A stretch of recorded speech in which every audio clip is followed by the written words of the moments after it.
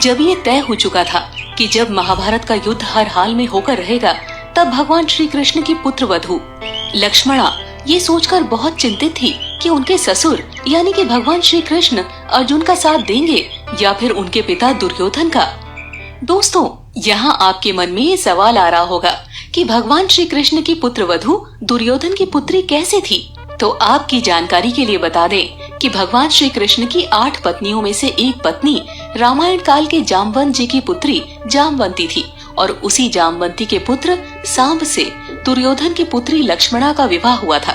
ऐसे में भगवान श्री कृष्ण दुर्योधन के समधी भी लगते थे। वहीं दूसरी ओर अर्जुन भगवान श्री कृष्ण की बुआ कुंती के पुत्र और बहन सुभद्रा के पति भी थे।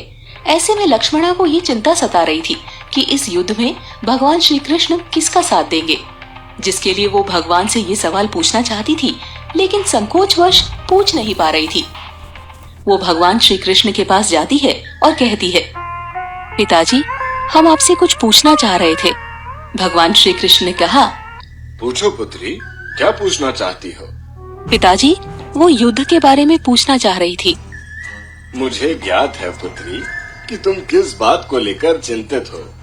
मैं तुम्हें विश्वास दिलाता हूँ कि जो भी मेरे समक्ष पहले आएगा, मैं उसकी ही सहायता करूँगा। पिताजी, ये भी तो हो सकता है ना कि आप अपने सखा अर्जुन को चुन लें? मैं किसी का चुनाव नहीं करता हूँ, बल्कि लोग मुझे चुनते हैं। तुम चाहो तो मेरे कक्ष के बाहर उस वक्त की प्रतीक्षा कर सकती हो जब दुर्योधन और अर्जुन मेरे समक्ष आएंगे। इतना कहकर भगवान श्री कृष्ण अपने कक्ष में चले जाते हैं। जब वो गहरी नींद में सो रहे होते हैं, तब दुर्योधन उनके पास आता है और श्री कृष्ण को नींद में देखकर उनके सिरहाने की तरफ बैठ जाते हैं। फिर थोड़ी देर के बाद अर्जुन आते हैं और वो भगवान श्री कृष्ण के पैर के करीब बैठ जाते हैं। दोनों उनके जागने की प्रतीक्षा करने लगते हैं। ये सब लक्ष्मणा कक्ष के बाहर की ओर छिपकर देख रही होती है। तब श्री कृष्ण की आंख खुलती है तो उनका ध्यान पहले अर्जुन पर जाता है, क्योंकि अर्जुन उनके सामने पैर के पास बैठे होते हैं। वासुदेव, मैं आपके पास अर्जुन से पहले आया था, इसलिए आपसे कुछ मांगने का पहला हक मुझे मिलना चाहिए।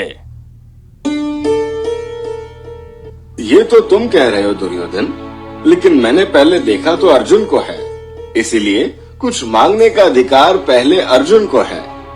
ऐसे में दुर्योधन को थोड़ा सा क्रोध आ जाता है और वो कहते हैं, लेकिन नियम ये था कि पहले जो द्वारका आएगा वो युद्ध में आपके समर्थन की मांग पहले रखेगा। नहीं दुर्योधन, लगता है तुमने ठीक से नियम को सुना नहीं। मैंने कहा था कि जो मेरे समक्ष पहले आएगा उसे पहले अपनी मांग रखने का अधिकार प्राप्त होगा। आप आज कुतर्क का सहारा लेकर अर्जुन की मांग पहले पूरी करना चाहते हैं वासुदेव, ये गलत है। माधव, दुर्योधन ठीक कह रहा है। जब मैं आपके कक्ष में आया तो दुर्योधन पहले से यहाँ पर मौजूद था और आपके जागने की प्रतीक्षा कर रहा था। ठीक है, मेरी नजर पहले अर्जुन पर पड़ी, लेकिन मेरे कक्ष में पहले तुम आए, इसलिए तुम दोनों के लिए 2 विकल्प देता हूँ। एक तरफ मेरी पूरी नारायणी सेना रहेगी और दूसरी तरफ मैं रहूंगा। तुम दोनों अब ये तय करो कि किसे कौन चाहिए, लेकिन एक बात का ध्यान रखना कि मैं बिल्कुल निहत्था रहूंगा। युद्ध में किसी तरह के अस्त्र शस्त्र का प्रयोग नहीं करूंगा। माधव, मुझे तो आप चाहिए। मैं ऐसी नारायणी सेना लेकर क्या करूंगा जिसमें आप ही नहीं होंगे। अर्जुन की ये बात सुनकर दुर्योधन की खुशी का ठिकाना नहीं रह जाता।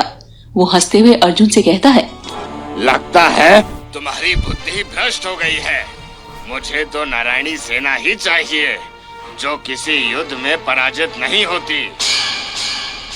भगवान श्री कृष्ण दोनों को अपनी सहमति दे देते हैं। तब वो दोनों वहाँ से चले जाते हैं। उधर लक्ष्मणा ये सब देख रही थी। जब वो दोनों चले गए तो वो श्री कृष्ण के पास आई और बोली, पिताजी, आपने सही कहा था। आप किसी को नहीं चुनते, लोग आपको चुनते हैं। मुझे क्षमा कर दीजिए, मुझसे गलती हो गई, लेकिन मैं अपने पिता के प्राणों की रक्षा कैसे करूं? पुत्री, तुम बस अपना कर्म करो, फल की व्यर्थ चिंता मत करो। इंसान को उसे कर्म के अनुसार ही फल मिलते हैं।